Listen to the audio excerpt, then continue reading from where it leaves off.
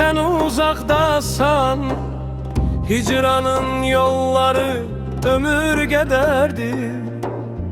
Bu yalgız akşamda yuvama baksan, menem xəyalımdır bir de kederdi. Gel ört pencereni, qalaq üz-üzə, bir sen ol bir de mən, bir de gözlerim. Vüsal qərq olurken hicran denize, ağ bir yelken olsun o son sözlerim. Ağ bir yelken olsun o son sözlerim.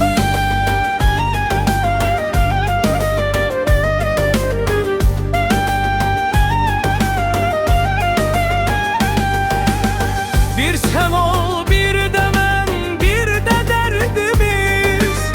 Ağlayak doyunca, güley doyunca, baş başa kaldıkça bu möhnette biz. Döysün kapıları küley doyunca, döysün kapıları küley doyunca. Döysün qoy açmayak, yorulsun külək.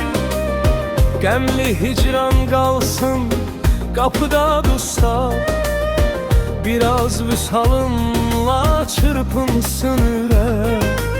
Sonra yenə biz ayrılmaya. Gel ört pencereni, qalaq üz-üzə, bir sen ol bir de mən, bir de gözlerim. Vüsal qərq olurken hicran denize, ağ bir yelken olsun o son sözlerim. Ağ bir yelken olsun o son sözlerim.